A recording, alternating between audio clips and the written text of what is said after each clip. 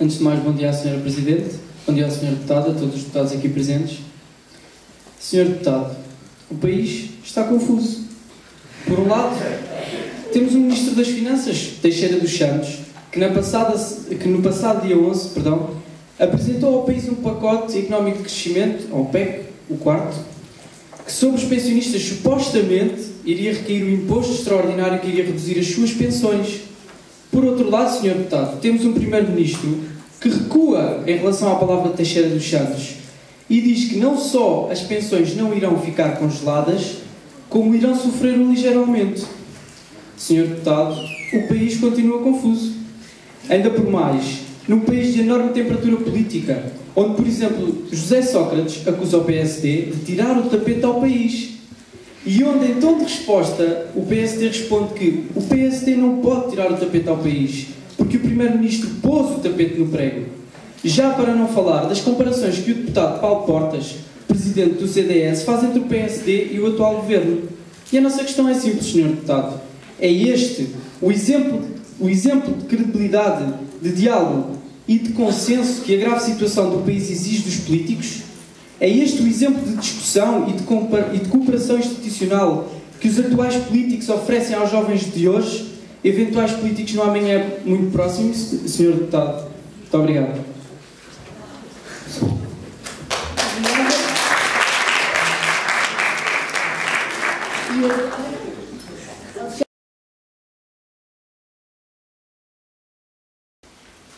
Depois, a pergunta sobre o diálogo e o exemplo que os partidos e os políticos têm dado.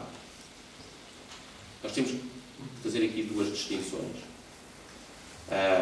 Em primeiro lugar, temos que, com rigor, apreciar todo o diálogo político. E depois vamos a este episódio específico. É muito fácil antecipar, vocês todos tiveram essas experiências, estarem a discutir, até no âmbito das vossas escolas, se calhar isso vai acontecer aqui hoje, e no meio das discussões entusiasmam e confundem a paixão da vossa convicção pelas coisas que estão a defender com os termos que estão a utilizar e o tom que estão a utilizar. E às vezes utilizam o risco. Isso acontece no dia-a-dia, em família, na escola, com amigos. É normal também que a política que é feita de homens, com H grande naturalmente, homens e mulheres, tenha momentos de entusiasmo. Agora, esses momentos de entusiasmo são claramente excepcionais. Se vocês passarem um dia connosco no Parlamento, vão ver que grande parte do nosso trabalho não é feito aos berros, a chamar nomes a ninguém. É feito em contacto com associações, com pessoas que têm problemas, com pessoas que nos vêm transmitir posições, pessoas dos nossos partidos que estão espalhadas pelo país, e essas conversas são conversas serenas e construtivas e em diálogo. Temos a parte em que estamos a produzir propostas.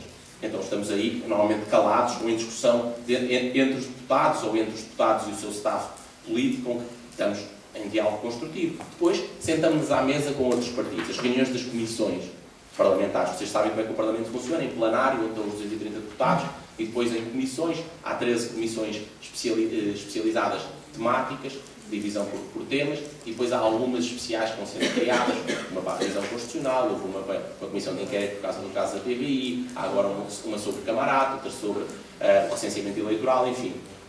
Quando nós estamos nas comissões, grande parte desse trabalho é um trabalho de cooperação e de construção, com divergências nas opiniões. Grande parte do diálogo entre os políticos é um diálogo sereno, tranquilo e com o objetivo de construção mesmo quando há divergências. Agora, a notícia nunca é quando o cão morde no homem. A notícia é quando o homem fica louco e decide morder no cão. O que é que significa? Significa que se eu estiver na Assembleia e falar todos os dias no plenário e tiver uma intervenção serena, provavelmente nenhum de vocês sabe. Se eu olhar para aquele deputado e lhe chamar todos os nomes do mundo, e até eventualmente dizer, por exemplo, uns cornichos, isso garantidamente vai dar notícia, certo? E portanto, esse é o retrato completo que eu acho que vocês devem ter. Grande parte do diálogo político é um diálogo político, é um diálogo tranquilo, é um diálogo construtivo, em que nós queremos, com as nossas divergências, fazer avançar a resolução dos problemas. Agora, vocês responderão, está bem, mas vocês são políticos eleitos, escolhidos, são 230 que foram escolhidos para representar 10 milhões. Portanto, não podem nunca fraquejar, têm que dar o exemplo. Nem, e sobretudo nos momentos mais difíceis, têm que cooperar. Eu diria, concordo. Sempre que isso não acontece, sempre que nós não estamos à altura das maiores exigências, falhamos. E estamos aí pelo caminho incorreto. Tanto mais grave isso é quando acontece, como tu dizias, em momentos de dificuldade. Agora, também neste caso específico, é preciso distinguir o tom da substância. E a minha percepção sobre este caso é que não havia hipótese de isto ser resolvido do princípio ao fim de mãos dadas. Porque há um momento em que as divergências são de tal forma importantes que a melhor forma é partir, devolver ao povo a possibilidade de escolher quem é que quer que mande e depois reconstruir. O que é que eu quero dizer com isto? Quero dizer, no caso muito particular destas decisões difíceis sobre as medidas de austeridade, e falando particularmente agora como deputado do PSD, vocês sabem que o PSD aprovou 3 PECs, aprovou 2 orçamentos de Estado. Dificílimos, claro que sim. Eu estava em reuniões do PSD a defender várias vezes que nós não podíamos aprovar aquilo. Eu era líder um dos líderes da JSD à época e nós dissemos: Sr. Presidente do PSD, não aprove este PEC se isto não alterarem isto e isto. Felizmente eles alteraram aquilo e por isso nós podemos votar a favor. O PSD fez isso durante várias ocasiões. Desta, estávamos tranquilos a construir um conjunto de outras políticas, a discutir uma série de outras políticas na Assembleia e fora dela, e de repente nós temos um governo que diz: olha, já agora nós fomos ali à Europa, que por acaso andamos a fazer isto há 3 semanas, e fizemos este acordo com eles, agora assinem aqui por baixo. E assinem isto aqui por baixo. Algumas destas cláusulas são cláusulas que vocês nas outras negociações disseram que não queriam. Portanto, nós somos o PSD. Agora vamos ignorar a parte do tom e das palavras que possam ter sido utilizadas. Mas da parte do PSD, nós estávamos tranquilos, demos a mão ao país, como nós costumamos dizer, várias vezes, e de repente alguém nos diz: olha, isto está assinado, assina se quiseres, se não assinares, vem o FMI e eu vou-me embora.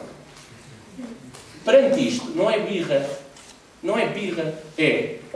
Perante isto, nós não podemos negociar, porque isto não foi feito para ser negociado. Isto foi feito para, usar agora uma expressão mais informal, comer ou calar. E a nossa opção foi: já chega, há aqui coisas que são fundamentalmente erradas, que são inaceitáveis. Essa das pensões é um exemplo. E, portanto, é momento de dizer: às vezes, como eu dizia há bocado a propósito das greves, é melhor parar, meter o dedo na ferida, limpar a sujidade que lá está. Dói enquanto tiver o dedo na ferida, claro. E durante, se calhar, o próximo mês e meio, se acontecer o que grande parte das pessoas espera, que é que tenhamos que ter eleições, provavelmente o país vai passar dificuldades durante 2 ou 3 meses. A nossa opinião é que a situação, o grau de infecção que está a acontecer nesta ferida, o tão longe que se foi na maneira de tentar resolver este problema, implica que seja momento para meter o dedo na ferida, doer um bocadinho se calhar, mas começar do início. E a seguir, por exemplo, é isso que tem sido dito, trabalhar todos em conjunto. Fazer aquilo que se fez até há pouco tempo. Pensar mais na resolução dos problemas do que na tática para lá chegar. E se vocês repararem, tu citaste as declarações do Presidente do CDS, do Dr. Paulo Portas, que disse, fez críticas ao PSD. Fez críticas ao PSD por razões também de tática, que é normal, tem que se demarcar, mas logo a seguir disse também que está disposto a governar com o PSD. E, portanto, apesar dessa discordância capilar, mais superficial, há uma vontade genuína das pessoas colaborarem para resolver os problemas. E, portanto, desconta o sobreaquecimento deste momento em termos de diálogo político.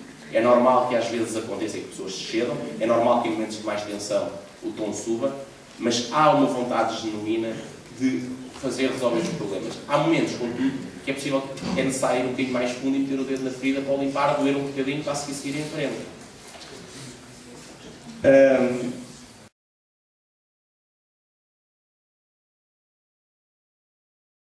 Muito bem, passo a palavra à Escola Secundária Essa de Queiroz.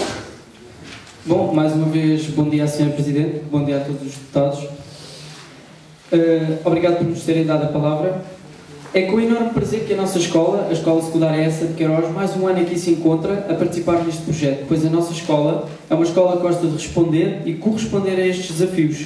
Antes de mais, gostaríamos de agradecer a resposta do Sr. Deputado António Amaro à nossa questão acerca dos exemplos que os deputados transparecem a nós, jovens.